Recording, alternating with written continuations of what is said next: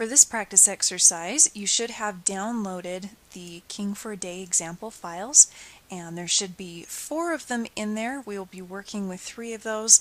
The last one, the Photoshop one, is there for your reference, but that is actually what we're going to put together. So let's begin by creating a new file. In Photoshop, go to File and choose New. You can also create a new file by pushing Command N, which is the shortcut listed to the right. Control N on a PC.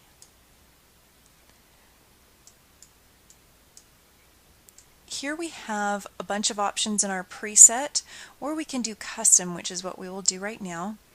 Under width, it's not really useful to me to see this in pixels, so if you click on pixels, you can change it to inches, and it should update height so it's the same thing. What we're going to do is a 7 by 5 document, and I want this to be 300 pixels per inch. That way I could print it out at 7 by 5 inches, or I could make it a much bigger image for online. I'm going to use the CMYK color mode because I intend to print. And background contents is usually set to white, so I'm going to set mine there as well. And then click OK. Your new window will appear. It should fill up the center of your screen. And you can see up here there's a little tab. This is essentially the new Windows panel, and it acts just like any of the other panels where you can tear it away and then it's free floating the way you're maybe used to seeing them if you worked with an older version of Photoshop, or you can click and drag it back and it will become a panel.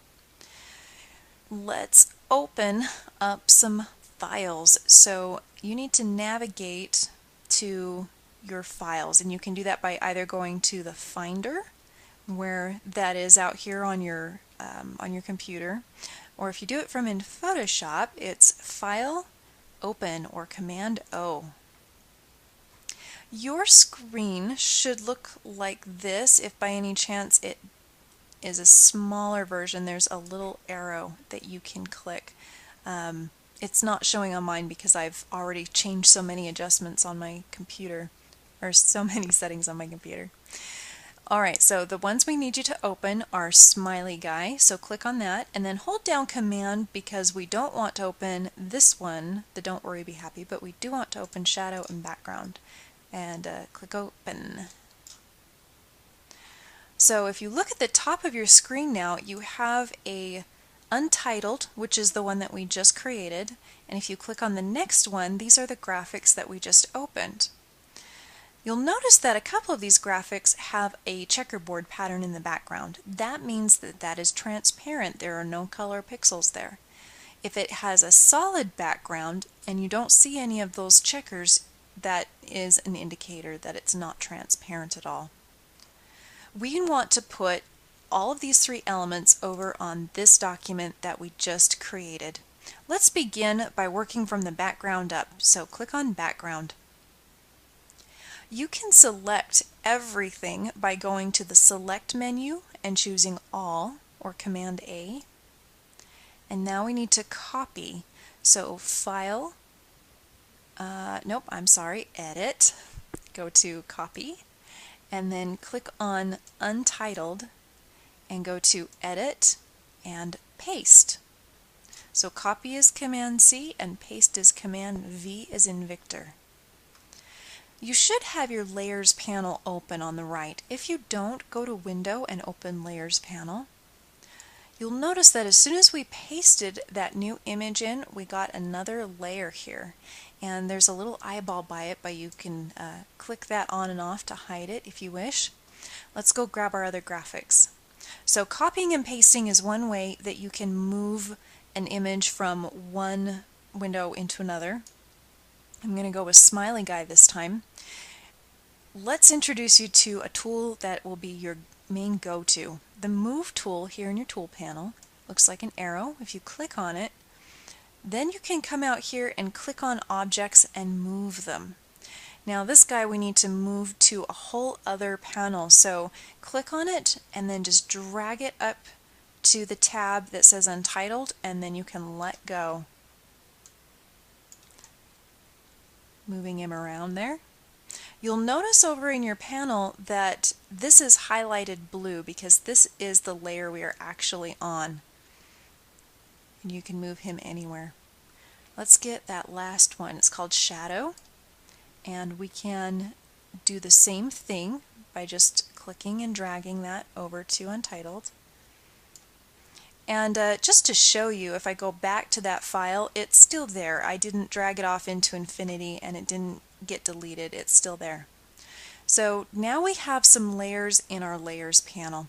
It's useful to name layers to keep them organized. So I'm going to name this top one Shadow by double-clicking on the name and then push Return or Enter to finish it. And the next one is the little smiley guy. So I'm going to just call him the King. And then the last one is the background graphic. Now you'll notice we actually have two backgrounds here. We don't need to, we really only need one. So what I want to do with this one is merge it down to the real background.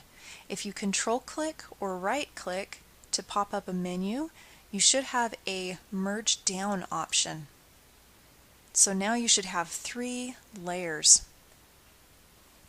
Okay, if you don't have your move tool, make sure you have your move tool, and then click on the shadow layer.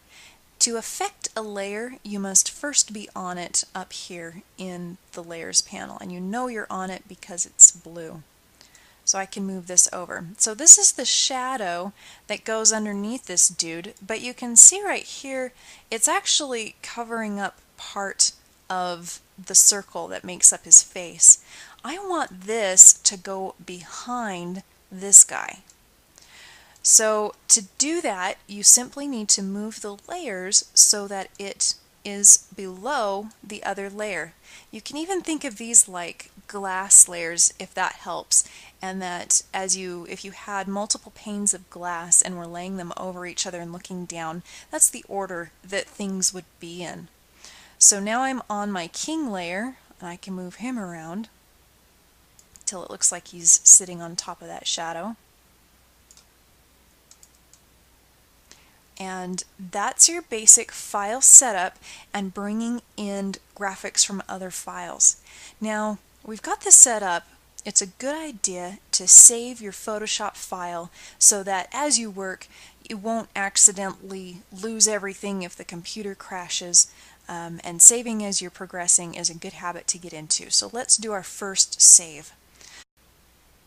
The first time you save a file, you'll have to choose where you're saving it to and what format we're saving it in. So go to File menu and choose Save or push Command S. Your window most likely looks like this, which is a compressed version of what I was just seeing. I like to see the entire thing though, so you can click on this little arrow right by the Save As window and that will expand it, and navigate to wherever you want to save this file and give it a name. So I'm going to call this one New Project for me. You're going to name yours whatever you want. Do not rename the .psd that you should see at the end of this if you're on a Mac. I honestly can't remember what a PC does. The .psd indicates what file format this is. This is being saved as a Photoshop document, which is the default for anything with layers in Photoshop. This is a good file format to have. Pretty much all of my working files are this, and by working files I mean the ones with all of the layers. Sometimes when I'm done with a project, I need to create a file that will go to a printer or a JPEG that I can email, and in those cases what you would do is change the format, and once you've got this saved, we'll come back and do that. So it's saved as a .psd. You'll notice it's got the layers checked, which is good, and then click Save.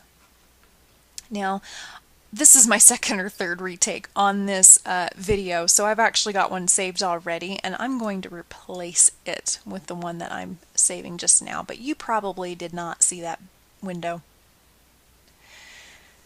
Once you have this all saved, the way you would create a JPEG, which is a compressed file that has no layers, something that you could email, you would go to File and Save As. When you do a Save As, you create a copy of your file, and it doesn't rewrite over what is already there. To save a JPEG from a Photoshop document, you need to first come down to Format, click on it, and go down to JPEG. You'll notice that all the information about layers has disappeared, so now there are no layers, and the .psd up here has automatically changed to a .jpeg, JPG. And when we click Save, you should have a JPEG options. Now, compression is what happens if this arrow is down on the low end, and it will affect the image quality of what you're saving. In fact, as I'm moving this up and down, I don't know if you can see it on your screen, but I can actually see it on mine. If you scoot that all the way to the left and let go, you'll see what it does to the image. It loses some of its fine quality. So for all the JPEGs that you save for this class, I would recommend cranking that all the way up to 12, which is the maximum, and then pushing OK. To close a file, all you need to do is one of a couple of things. You can click on the little X that is in the tab, which will close it. You can go to File and choose Close, which will also close it. And you can go to File and say Close All, which will close everything that was open. If any of those had not been saved, it would actually stop and ask you if you wanted to save it. So don't worry when you're closing if the file's been saved or not. If it hasn't, it will let you know.